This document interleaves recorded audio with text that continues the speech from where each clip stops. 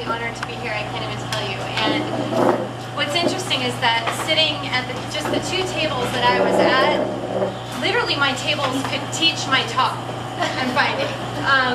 Because you guys are really living an empowered life. Many of you just are already living that passion and that purpose. And that's what we're going to talk a little bit about tonight. So I want to start by asking a few questions of you. I like interaction. I think it's really enlightening for all of us to hear just different viewpoints of where we're coming from, and you guys are going to see that there's a lot more that we have in common, as you guys have discovered in your table groups, than we really ever could begin to fathom how much we have in common.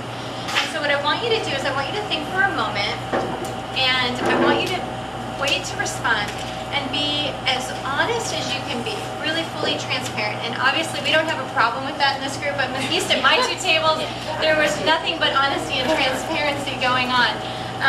But I want you to think about the biggest challenges that you face as a woman in today's society. So I want you to think about that for a moment. Like, what are your biggest challenges, the biggest struggles that you face? And if a few of you guys would like to just share that with the group, I would love to hear what you have to say, because I think it's going to feed right into what I'm going to be talking about. I have one. Okay. So I'm somewhat of a new mother, right? I've got a 2.5-year-old and an 8-month-old, and I've been working for the same company now for 10 years. I joined them right out of college, and I guess the biggest challenge that I'm having as a woman is, you know, you have when men want to, or when women want to work and they want to have kids and they want to have a social life, you know, you're known as like wanting it all. Whereas, like, you know, my husband, nobody says, oh, well, he must want it all if he's going to work and he's going to have kids and he's going to have this and that. So I'm realizing as a woman, being a mother, working, there's so much more that I take on than you know, what a man or what unfortunately a dad or someone like that would take on, you know. And that's been the hugest challenge, is how on earth do you really do that, you know, and then be happy, because you don't want to be overstressed, because then you're not happy anymore, right? So you got to be able to do everything, you know, want everything, and then enjoy yourself while you're doing it. So that's kind of what I struggle with, is how do you do that? And I'm brand new at it, so I learn, you know, every day. But that's my biggest. How many of you deal with that? Yeah. So it's finding a way to wear all of these different hats, to try to do them well, and to find pleasure and joy, balance among all of those things. Did I sum it up pretty well? Okay. Yeah. We can relate. Anyone else? Yeah. I find this crazy even in today's world. I've never been a traditional female. I'm not very domestic. But I still feel the pressure that I should be. And it sucks because I don't know.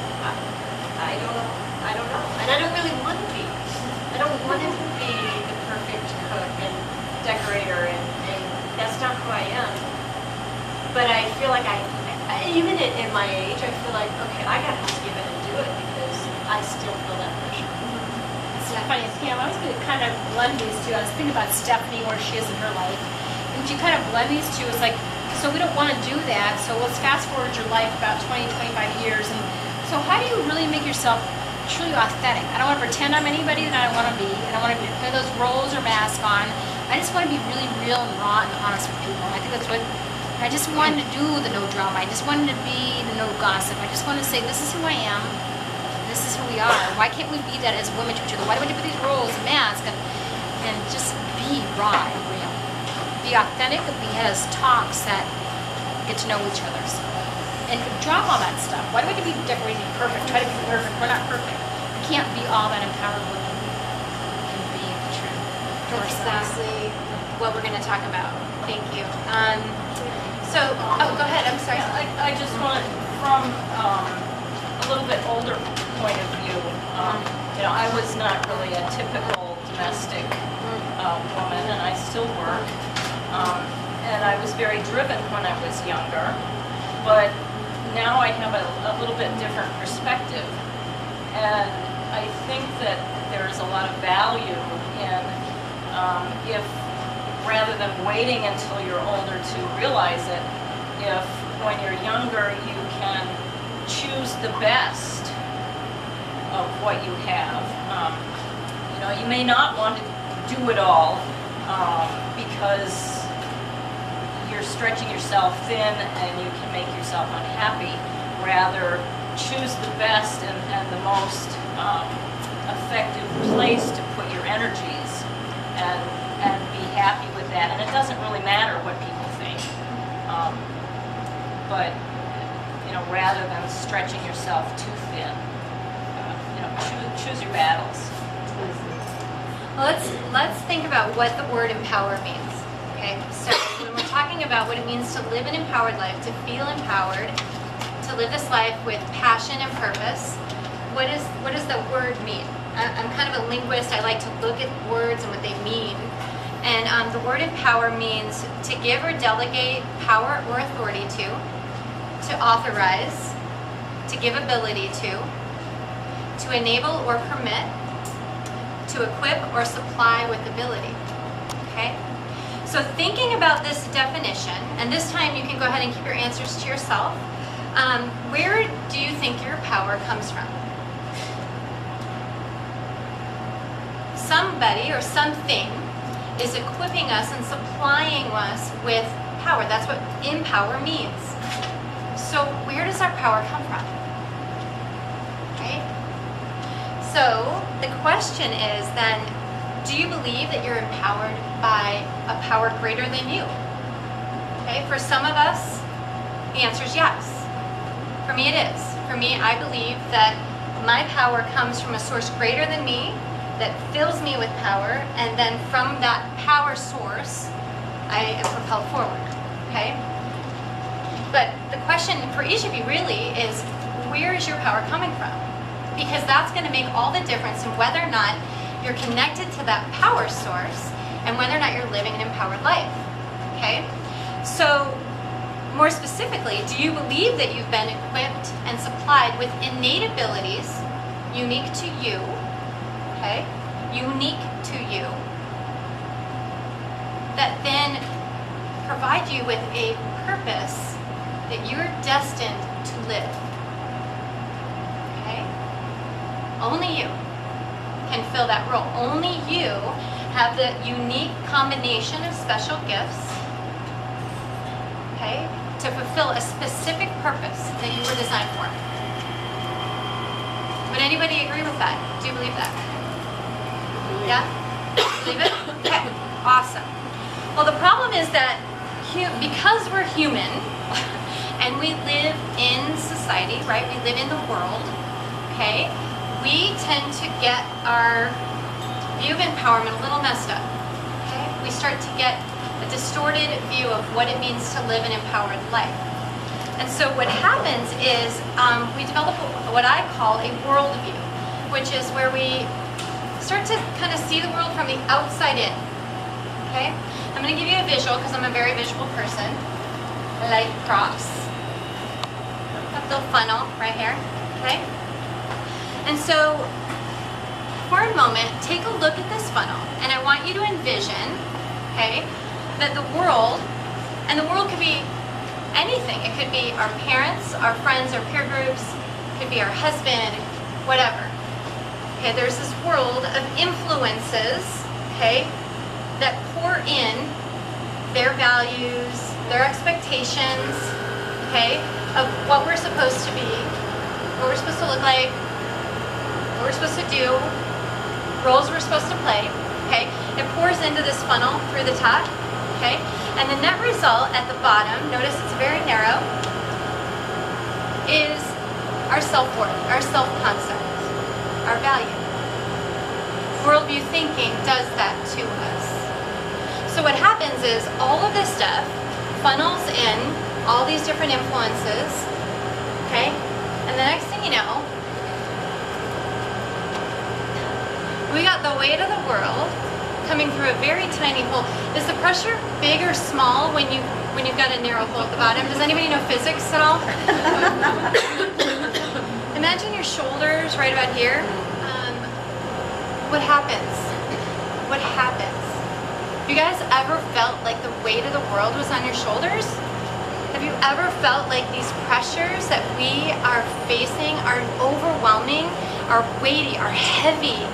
And what happens is that really our definition of ourselves becomes really narrow. What we're able to achieve, what we're able to become, how many people we're able to serve and connect with, it gets really narrow, right? And so what happens is we start to measure ourselves by this artificial bar. Do we measure up? Do we not measure up? Okay? And if we measure up, we feel, wow, measure up. I fit in. We have this kind of false sense of self because the bar is artificial to begin with, right? It's external. It's not even coming from within us or from a greater power than us. It's coming from the world, right? So we have this bar that we're trying to achieve, and if we measure up, wow, great job, you know? Most of the time we don't really feel that way though, do we? Because what happens is, in the race to keep up with everybody else, that bar keeps going up and up and up. And so we never really feel like we fully measure up. At least not in every area of our life. Maybe in some areas we feel like, yeah, I got that one, right? I'm a great mother, yes. But my marriage isn't doing so great. My job's not doing so great, or whatever, right? We don't feel like we can get it all together, like you said, right? We can't keep all these balls in the air and measure up to everybody's standards and expectations for us because we're looking to the world to tell us what we're supposed to be, what that bar is, right? They're defining us, not us, and certainly not any power from above, if you believe that, right? So, when we fail, we start to feel guilt or shame, self-loathing, right? We start to feel less than. We start to feel the need to put on masks and pretend because we don't want anyone to think that we don't have it all together, right? We want everybody to think we got it all going on, even when our world is falling apart. Talk about that a little at our table, right, Liz? About right? We want to keep it together. We've got it together. And so we can't even really be authentic. We can't even really be transparent and real in who we are. Because after a while, we don't even know who we are anymore. We pretend. Okay, so I noticed the tone of the room changed. Did you notice? Okay, my guess is that the temperature of the room has something to do with the fact that maybe you can relate to this. Have you felt it before? Do you know what I'm talking about? Yeah. Does anyone want to share any examples? Yeah. I worked full-time in a professional career. I worked full-time in a professional career where I had a nice salary and I was financially contributing to the household income. And I chose to leave my job to stay home with our kids. And so for me, I feel the pressure of not being, like, I feel not satisfied being home, even though that's the choice I made. I feel like I have to continually try to do more and do more to justify being where I am, even though my husband's okay with it. I made the choice. I feel like the pressure is, oh, if I'm not doing all of these things, then I'm not working. So, I mean, if you're, like what you said, it's like completely like home for me.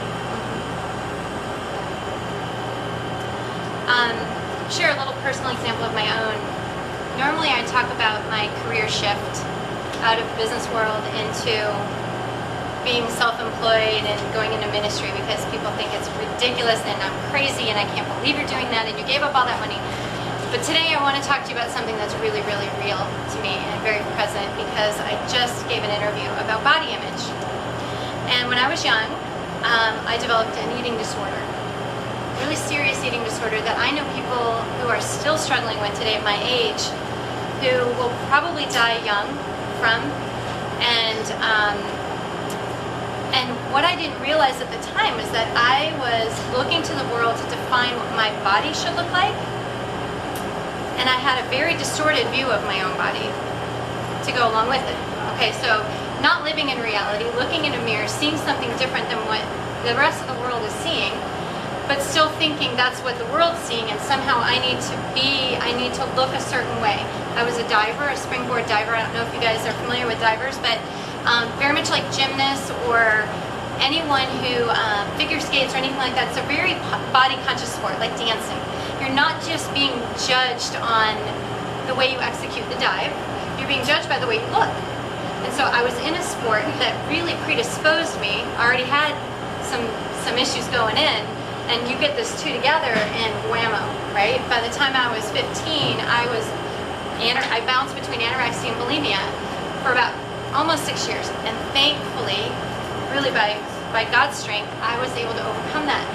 But I will tell you that the body image issues, that flawed thinking, stuck with me for the longest time. It really wasn't until I met Michelle May and started doing mindful eating. I would already own curves for years, and I still was struggling with these body image issues. And it wasn't until I found Michelle May and mindful eating that suddenly, the last final piece that was keeping me trapped in the coffin of my life was gone. But I know that it's something that we as women struggle with day after day after day, trying to look a certain way, dealing with our aging and not wanting to have lines on our face, dealing with bodies that change over time because our hormones change. Heaven forbid, right, that we should not look skinny and perfect and beautiful when we don't even realize that beauty isn't about that. It's about our heart. It's about our quality of character. It's about who we are and all of our capabilities and everything that makes us uniquely who we are. But it took me almost a lifetime to figure that out. And that's part of why I do what I do.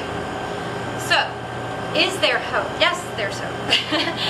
Yes, there's hope. So, I want to have you for a moment think about this funnel in a new way, okay?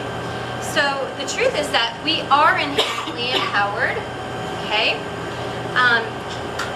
And we have been fashioned for a specific purpose that is unique to us. We have been given specific gifts and talents and abilities that make us uniquely who we are, that will help us fulfill that purpose. And in addition, we've been called to serve one another through those gifts because we live in community. We don't live in isolation, right? That's why these groups are so powerful. That's why they're so beautiful, because we live in community. We're here to connect, to serve one another, to help one another, to shoulder one another through this life that can be really brutal at times.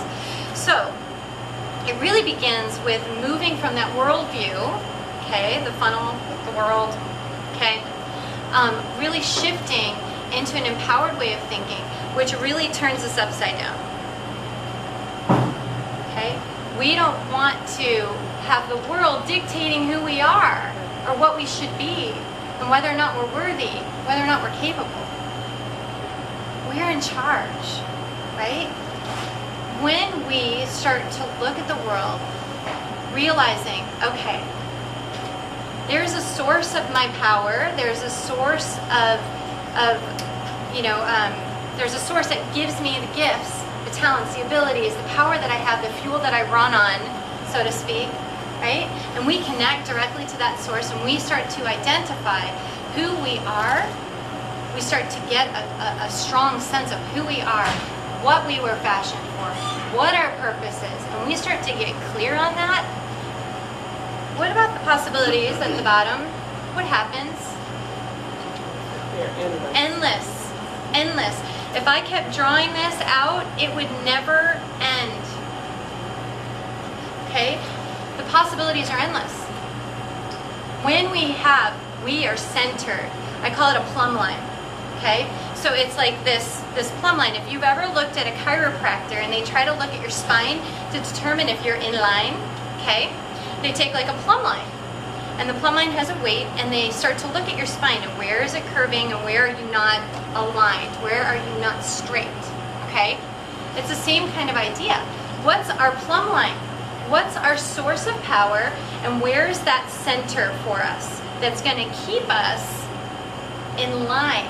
Because what happens is when we are in line with that passion, with that purpose, or with that purpose, I should say, what happens is we have passion. We become passionate. It's not even, we don't even have to manifest it. We were talking in our table, and you guys all talked about what keeps you motivated. My response was, well, when I'm in line, I am passionate. And you can't help it. You can't help it.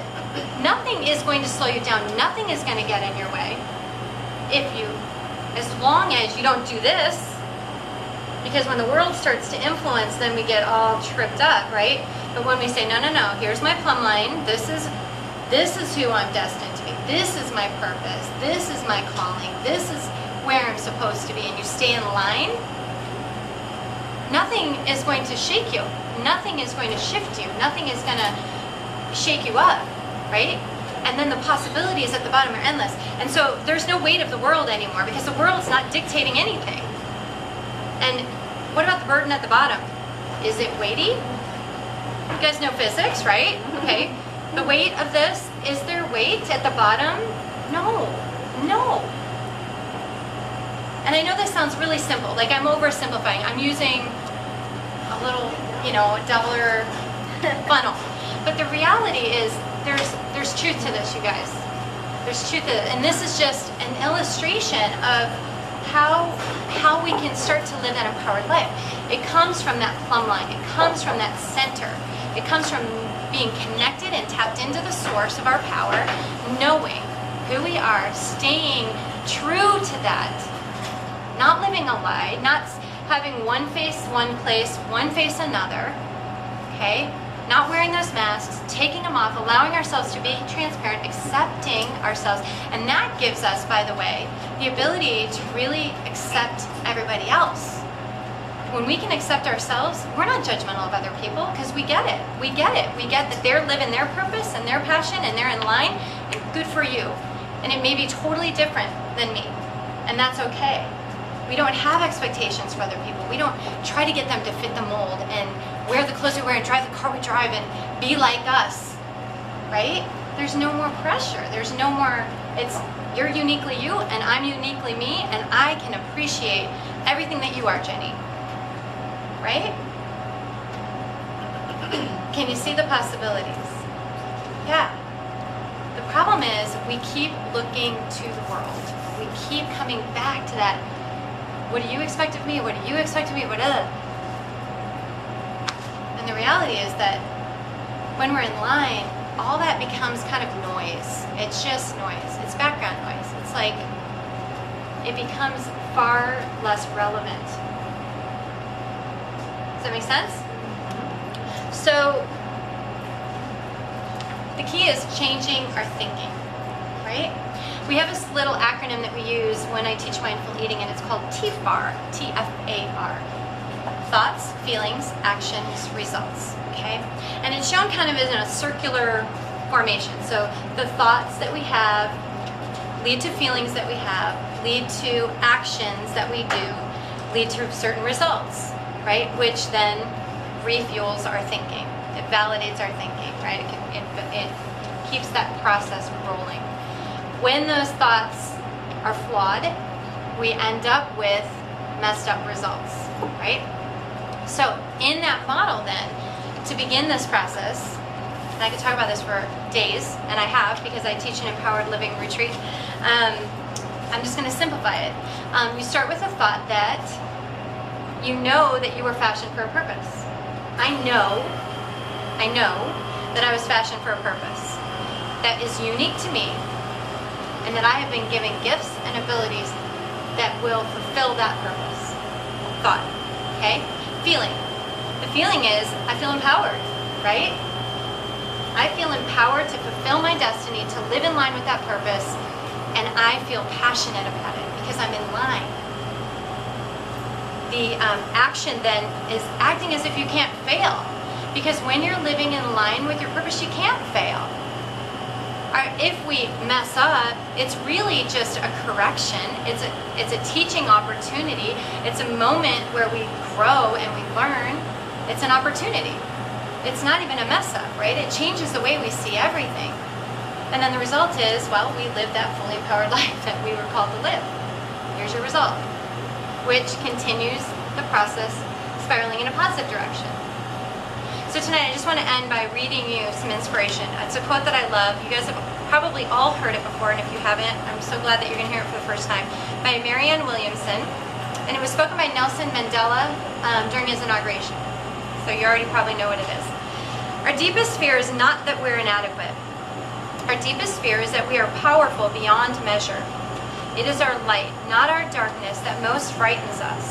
We ask ourselves, who am I to be brilliant, gorgeous, talented, fabulous? Actually, who are you not to be? You are a child of God. Your playing small does not serve the world. There is nothing enlightened about shrinking so that other people won't feel insecure around you. We are all meant to shine as children do. We were born to make manifest the glory of God that is within us. It is not just in some of us, it is in everyone.